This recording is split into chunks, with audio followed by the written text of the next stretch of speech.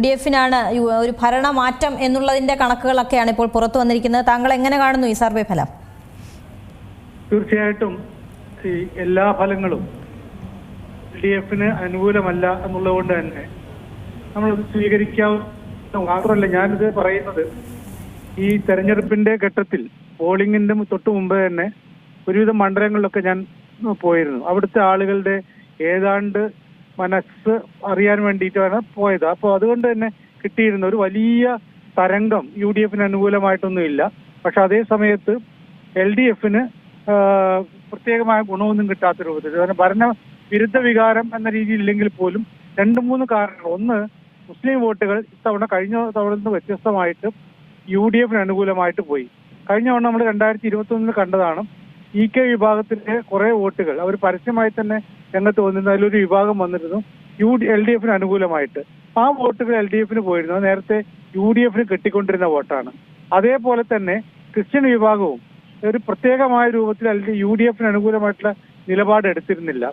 ഇത്തവണ നമ്മൾ പ്രതീക്ഷിച്ചു കഴിഞ്ഞാൽ UDF-ന്റെ വോട്ടുകൾ UDF-ലേക്ക് സ്വാഭാവികമായിട്ടും മുസ്ലിം വോട്ടുകൾ പോകുമെങ്കിലും ക്രിസ്ത്യൻ വോട്ടുകൾ BJP-ക്ക് അനുകൂലമായിട്ട് പോകും എന്നാണ്, കുറെ വോട്ടുകളെങ്കിലും പോകുമെന്നാണ് നമ്മൾ വിചാരിച്ചത്. പക്ഷേ അത് ഉണ്ടായിട്ടില്ല എന്ന് മെത്രാന്മാരുടെ ചില ആഹ്വാനങ്ങളും അതുമായി ബന്ധപ്പെട്ട് ഷോൺ ജോർജും PC ജോർജും ഒക്കെ നടത്തിയിട്ടുള്ള അതിരുവിട്ട ചില പ്രതികരണങ്ങളും അതൊക്കെ വെച്ചുകൊണ്ട് തന്നെ ക്രിസ്ത്യൻ വോട്ടുകൾ UDF-ന് അനുകൂലമായിട്ട് മെത്രാന്മാർ പൂർണ്ണമായിട്ടും UDF-ന് അനുകൂലമായിട്ട് ഉള്ള നിലപാടെടുത്തു എന്നുള്ള കൂടി വന്നു.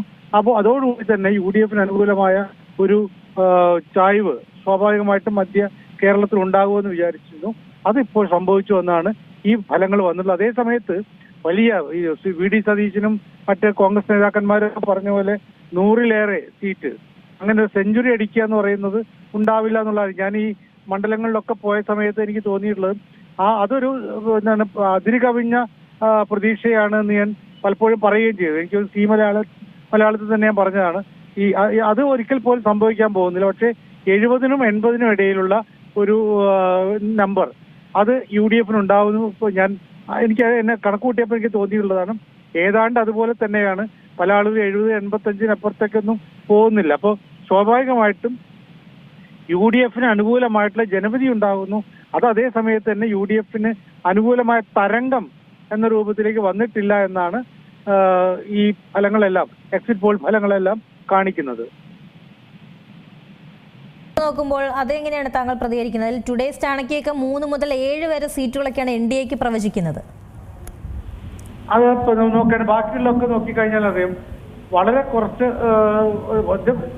1-2 എക്സിറ്റ് പോൾ ഫലങ്ങളിൽ മാത്രമാണ് NDA-ക്ക് എന്തെങ്കിലും തരത്തിലുള്ള സാധ്യതകളൊക്കെ, അതായത് 2-3-4 സീറ്റ് എന്നൊക്കെ പറയുന്ന രീതിയിലേക്ക് വരുന്നത്. പക്ഷേ നമ്മൾ നോക്കേണ്ടത് ബാക്കിയുള്ള എല്ലാം നോക്കുമ്പോഴും ഇപ്പുറത്തെ ആദ്യത്തെ അക്കം 0-ആണ്, രണ്ടാമത്തെ അക്കം 4 വരെ. അപ്പം 0 മുതൽ 4 വരെ എന്ന് പറയുന്നത് പരമാവധി പോയാൽ ഒരു 4 കിട്ടിയേക്കാം. പക്ഷെ അതേ സമയത്ത് 0 അവിടെ കിടക്കുന്നുണ്ട്. അപ്പൊ അതുകൊണ്ട് അത് തന്നെയാണ് സാധ്യത. കാരണം കിട്ടാൻ സാധ്യതയുള്ള 1-2 മണ്ഡലങ്ങൾ എനിക്ക് ഞാൻ ഏതാണ്ട് കണക്കൂട്ടുന്ന 1-2 മണ്ഡലങ്ങളിൽ കിട്ടും. പക്ഷെ അതേ സമയത്ത് തന്നെ അവിടെയൊക്കെ ന്യൂനപക്ഷ വോട്ടുകൾ ശക്തമായ രൂപത്തിൽ തിരിച്ചിട്ടുണ്ടെങ്കിൽ, ഇപ്പം നിയമം നമ്മൾ നോക്കിയാൽ അറിയാം, നിയമത്ത് SDPI ഉൾപ്പെടെയുള്ള ന്യൂനപക്ഷ വിഭാഗങ്ങളുടെ, ന്യൂനപക്ഷ പ്രസ്ഥാനങ്ങളുടെ ഒക്കെ വോട്ടുകൾ LDF-ന് അനുകൂലമായിട്ടാണ് പോയത് എന്നാണ് നമ്മൾ മനസ്സിലാക്കുന്നത്. അതേസമയത്ത് തന്നെ ഈ SDPI സ്വന്തം സ്ഥാനാർത്ഥിയെ പിൻവലിച്ചുകൊണ്ട് മഞ്ചേശ്വരത്ത് UDF-ന് അനുകൂലമായിട്ടുള്ള ഒരു നിലപാടെടുത്തു. അതുകൊണ്ട് BJP ജയിക്കാതിരിക്കാൻ SDPI ആണെങ്കിലും ജമാഅത്തെ ഇസ്ലാമി ആണെങ്കിലും ഇനി അതൊന്നുമില്ലെങ്കിൽ സുന്നി, മുജാഹിദ്, എല്ലാ വിഭാഗങ്ങളും അവരൊക്കെ BJP-യുടെ ഒരു വരവ്, BJP-യുടെ ഒരു സീറ്റ് പിടിത്തം ഒഴിവാക്കാൻ ഉള്ള ശ്രമം നടത്തും. അത് ബോധപൂർവമായിട്ട് ആളുകൾ പ്രസ്ഥാനങ്ങൾ എടുത്തില്ലെങ്കിൽ പോലും ജനങ്ങൾ വ്യക്തിപരമായിട്ട് ജനങ്ങൾ എടുക്കും.